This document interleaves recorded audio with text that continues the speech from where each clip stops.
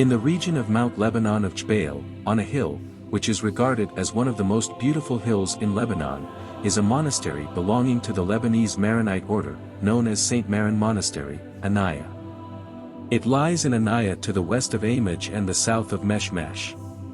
It lies 17 kilometers from Charbel, and is 1,200 meters of altitude. Annaya in a Syriac dialect means a hymn singer or a group of worshippers or hermits. In the past, it was one of the farms of Charbel. Its name was transformed to a monastery after the monks had bought land in that area where they constructed a monastery. The construction of the first part of the monastery was completed in 1828, which was the year of Saint Charbel's birth. Wasn't God preparing for what was going to happen in that blessed land? Between 1838 and 1841, the church was completed and so were all the cellars. After Saint Charbel had been declared blessed in 1965, the order started to build a new church, creating facilities to receive the multitudes of believers flowing to Annaya. In 1974, the inauguration of the new church, on the western side of the monastery, which was constructed in the name of Saint Charbel, took place. Still to this day, the order continuously repairs and prepares facilities for the sake of the visitors' services and the meeting of the spiritual needs. Following the way of Saint Charbel, who combined heaven and earth, the St. Marin Monastery performs a distinguished agricultural activity and a variety of production. Not only do the monks accomplish their spiritual duties inside the monastery, but they also distribute their variety of the activities and care in the vicinity, where they serve the parishes and provide them with all the necessary care. Today, thanks to Saint Charbel, St. Marin's Monastery in Annaya has become a great national and international shrine where thousands of believers come to pray and repent, and to provide for their various spiritual needs. It is also a place where letters from all over the world are received to get the Lebanese saint's tangible grace or to seek his intercession.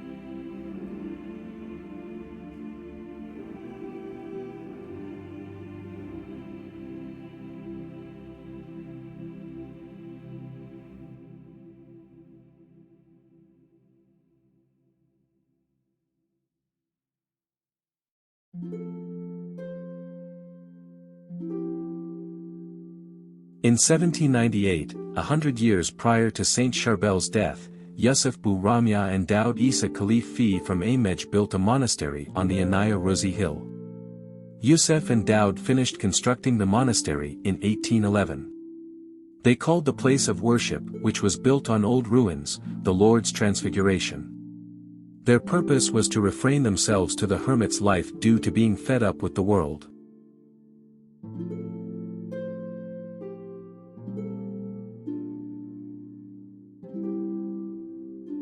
On August 9, 1812, the Maronite Patriarch Yohanna El Halu changed the place of worship's name from Transfiguration to the two apostles, Peter and Paul, whose feast is on June 29. Since then, the monastery has been known as St. Peter and Paul Church instead of the Monastery of Revelation.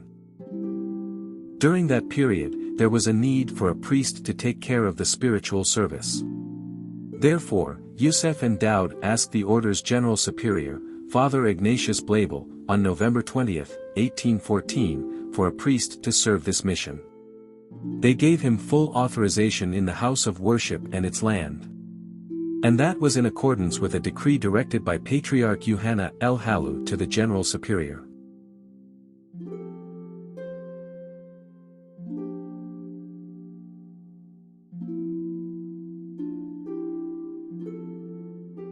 Starting from 1814, those worshippers abandoned the site of St. Peter and Paul as well as surrounding property and followed the Lebanese Maronite monastic order. Brother Yusuf remained in St. Maron Church Annaya, till he passed away after a righteous old age. However, the St. Peter and Paul Monastery later became a hermitage in around 1828, the year in which the first construction was completed in St. Maron Church, Annaya, and which was the birth year of Saint Charbel. And the first hermit from the order to enter this hermitage was Father Elisha El Hardini, the blessed Namatala El Hardini's brother. On July 23, 1859, Saint Charbel was ordained priest of the Lebanese Maronite order. He spent 16 years, 1859 to 1875, in the monastery of Annaya, praying and working in the fields with his brother monks. He was unhesitatingly obedient to his superiors, faithfully observed all the rules, and lived a life of sacrifice under austere conditions. His request to move to the hermitage of Saints Peter and Paul, on a nearby hill, was approved after his superior witnessed the miracle of the lamp. One night, Saint Charbel asked a worker at the monastery to refill the oil lamp that he was using.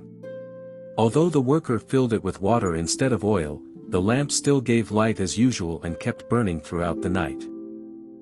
February 15, 1875 marked the first day of his life in the hermitage. There, he continued to live for 23 years. He spent his time in prayer, contemplation, and worship, as well as in diligent manual labor in the fields and vineyards. He was a model of self-sacrifice and total detachment from the world. Saint Charbel reflected the grace and strength that God had granted him through living the monastic virtues of chastity, poverty, and obedience. He never left the hermitage except by request of his superiors who would ask him to go out to heal the sick. He followed the path of the hermit fathers by kneeling austerely before Jesus in the Holy Eucharist, praying quietly to him, and immersing himself in him throughout the night. He came to be known as the Saint Inebriated with God. During his life, Saint Charbel not only healed people from physical diseases, but also from spiritual ones. While celebrating the Divine Liturgy on December 16, 1898, he suffered a stroke and endured 8 days of terrible pain calmly, silently, and prayerfully. Saint Charbel kept repeating the prayer he could not finish in the Divine Liturgy, Father of Truth, behold your Son, the sacrifice in whom you are well pleased. Accept him who died for me. He would also repeat the names of Jesus, Mary, Joseph, as well as Saints Peter and Paul, the patron saints of the hermitage. He died on Christmas Eve, 1898, and was buried at the monastery on a very cold and snowy day. Only a few monks were able to attend his burial ceremony.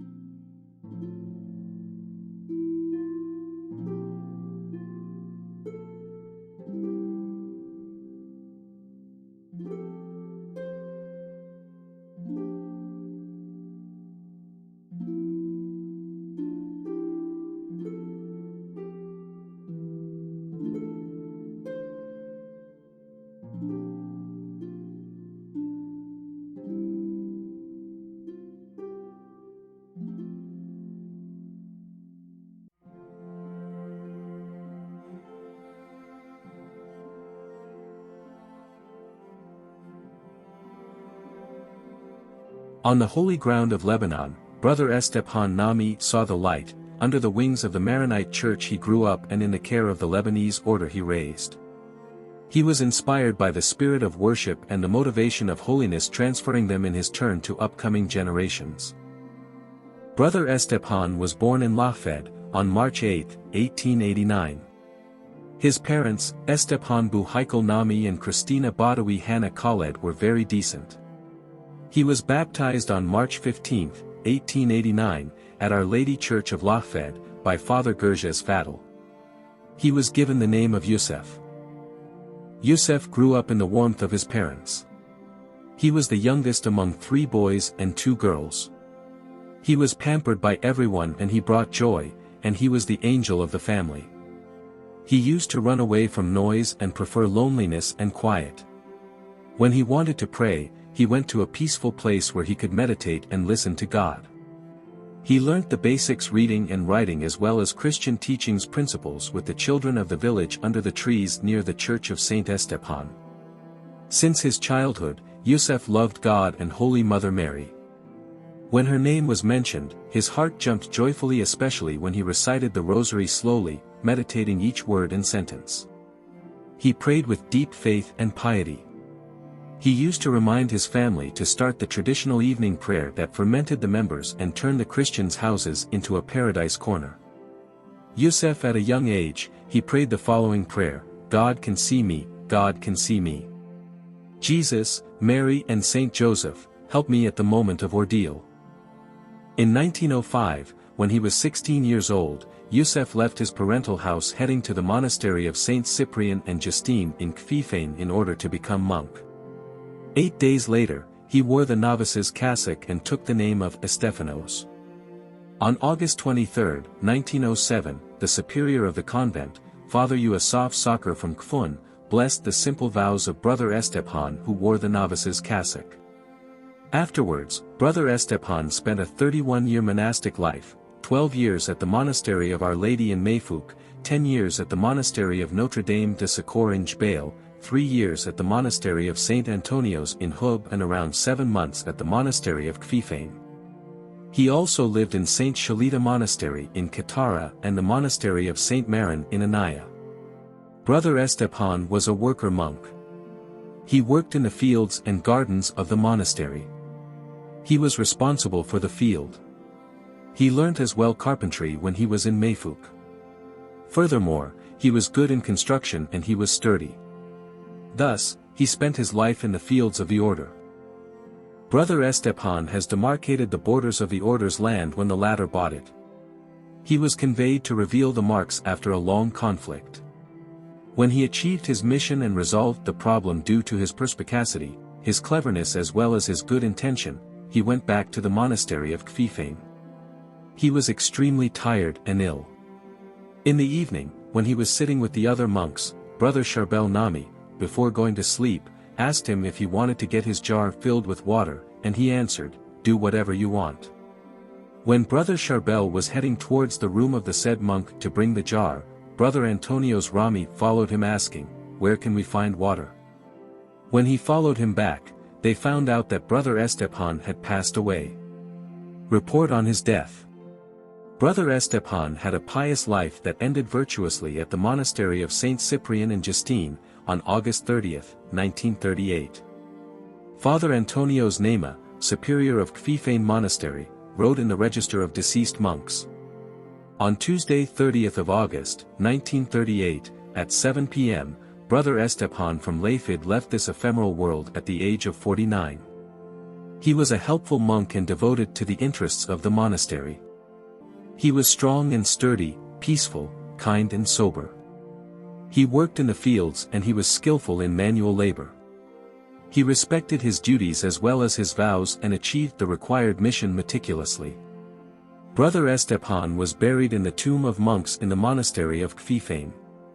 On March 10, 1951, while monks were burying the late Father Yusef Surati, who spent his sunset in this convent, they found the body of Brother Estephan non-decayed.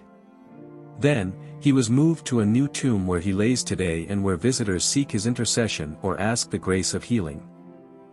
48 years after the death of Brother Estephan, whereas his body was still safe and sound, and people flow from the four corners of Lebanon in order to visit his tomb and get blessed and asking his intercession, and whereas God had performed extraordinary miracles through him, and his news was spread all over the country as well as worldwide, the Lebanese Maronite order submitted a file to the Holy Seat, enclosing all his virtues and asked for his venerability recognition. His tomb was sealed with red wax and it was forbidden to touch his body. On December 17, 2007, Pope Benedict XVI recognized Brother Estephan Nami venerable. Furthermore, the Congregation for the Causes of Saints was held in the Vatican to study the process of the beatification of the said monk. Theological experts voted unanimously for the healing miracle attributed to him, which is the healing of Sister Marina Nemat, his brother's daughter, from osteosarcoma, bone cancer. Brother Estephan was recognized blessed on the altar of the Lord on June 27, 2010 at the monastery of Saint Cyprien and Justina in Kfifan, by Archbishop Angelo Amato, prefect of the Congregation for the Causes of Saints. Dear brothers, let us count on God, source of all graces and blessings, asking him to lift Brother Estephan to the rank of saints so that he joins his saint brothers in the Lebanese Maronite order, Charbel, Rafqa and Nemat. As St. Paul says, the crown of glory is kept for you, you loyal servant and faithful monk. May the Lebanese order remain a school of holiness.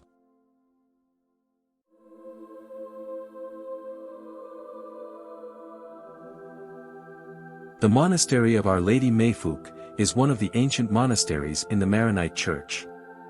Its arches and vaults indicate its age, and its date is determined by an ancient inscription recorded on the calendar of the monastery of Saint Cyprien and Justina Kfifan, stating that it was built by the Maratha in 850. It was taken over by the Hamadis around 1121, for a period of time, during which its monks moved to the monastery of Our Lady of Elige, where 17 Maronite patriarchs lived for 320 years. It is known that the monastery of Our Lady of Elige is one of the oldest chairs of the Maronite Patriarchate. The first patriarchs made it their center, before they later moved to Wadi Canabine. The ancient church of the monastery of Our Lady of Elige was built in 1121, completed in 1277 and renovated in 1746. It was restored by the Directorate General of Antiquities in the 70s of the current century.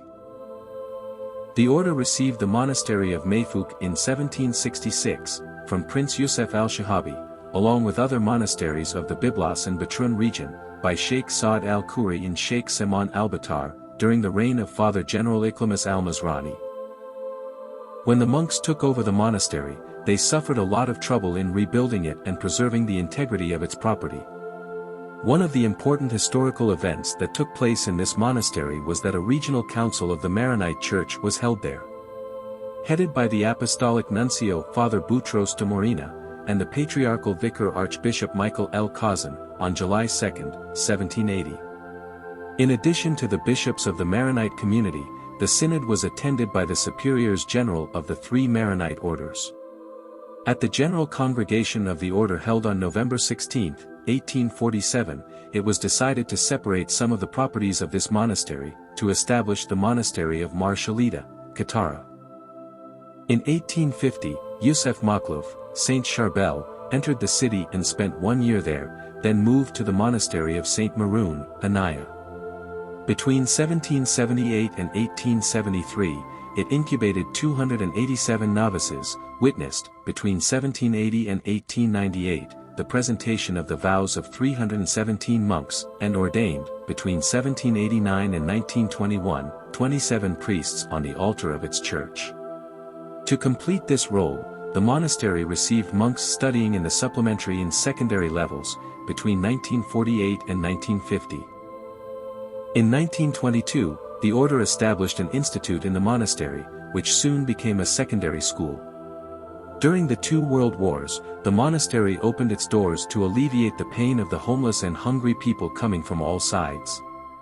It was held in a monastic council in 1968, from which the meeting came out with a firm stance against foreign ownership in Lebanon.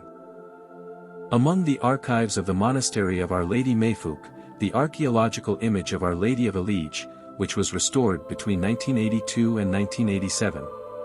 summarizes the iconographic history of the Maronites, and contains several accumulated pictorial layers, the oldest dating back to the 10th century, bearing witness to the history of the Alige Valley through generations, and carrying with it a distinctive Maronite Christian heritage.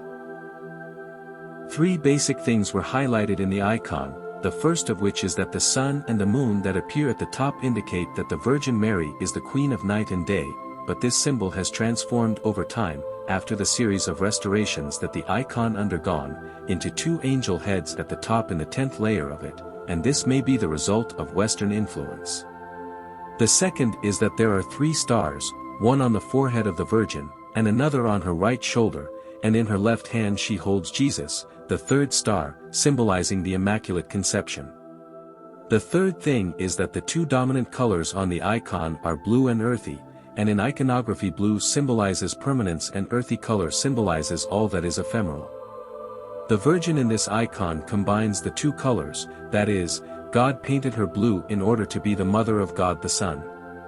In addition, there is a halo around the head of the Virgin, consisting of 12 coins inspired by the Book of Revelation, which speaks of the new woman carrying on her head a crown of 12 planets and under her feet the moon, the new Eve who gave life.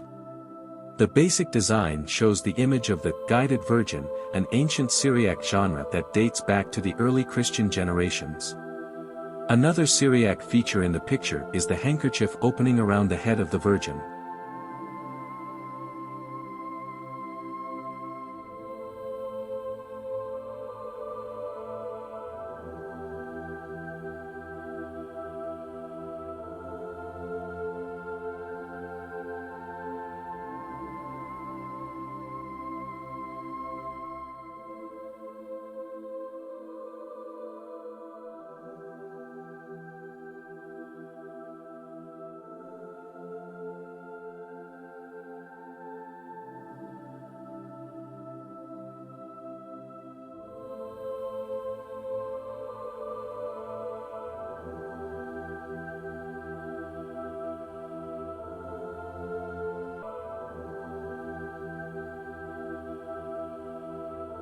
Due to the recent Lebanese events, 1975 to 1990, and the incident at the monastery of Our Lady of Tamish in 1989, the order was transferred, in 1990, to the monastery of Mifouk, the Talbiya monastic school, which receives those wishing to join the monastic life in a period of spiritual and scientific testing preceding the initial stage. In addition, the monks of the monastery serve the neighboring parishes and take care of the activities of the youth.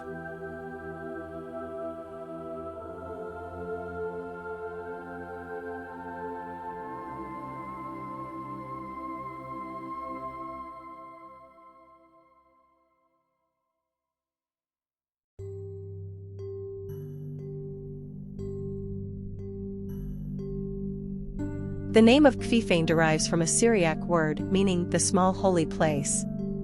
Kfifan was named so because of its traditional buildings and numerous ancient archaeological sites. Marcobrianos, Justina Monastery, Sanctuary of Saint Nemat el Hardini, and beatified Estephan Nemat, Saint Cyprien and Justina. Located at 450 meters altitude, it was probably established before the 7th century. In 1230, this convent held the name of two martyrs Cyprien and Justina and became the patriarchal seat after Yanu. In 1766, the Lebanese Maronite order took over the management of this convent, as well as that of Our Lady of Mifouk Convent and St. Anthony of Habub Monastery. In 1808, this monastery was transformed into a school for new monks, where all the novices were gathered for the first time. Hundreds of priests, including Saint Nemat el Hardini and Saint Charbel, were ordained priests here. The monks restored and renovated the monastery of Saint Cyprien and Justina, finishing to 1895. In 1898, the convent pursued its cultural activities as a public school, where hundreds of internal and external students were enrolled. In 1899, the convent was constantly declared an official monastery for monks only. In 1965, a new series of works were undertaken regarding restorations in the monastery. Since 1977, however, the convent continued to form and prepare monks. The mortal remains of Saint Nemat el Hardini and that of canonized brother Estephan Nemat exist in the convent. Saint Nemat el Hardini. Born in Hardin in 1808, in the highlands of Batroun, and named Yusef, Joseph. He joined St. Anthony's Monastery in Kozaya as a novice, and took the name Nematala. In 1830, he took his ceremonial vows and was ordained a priest in the monastery of Kfifan. In 1848, he was appointed an agent of the order at the Annaya monastery. In 1853, he taught in the monastery of Kfifan, where Saint Charbel Makhlouf was one of his students. He died in 1858 in the monastery of Kfifan, where his reputation for sainthood spread all over the Lebanese regions, and he became known as the Saint of Kfifan or El Hardini. Many miraculous healings took place through his intercession. On May 10, 1998, Pope St. John Paul II declared him blessed, and on May 16, 2004, he declared him a saint. In this museum is the chalice that Saint Nemat used, in addition to manuscripts preserved in the archives and some agricultural tools used by Brother Estephan.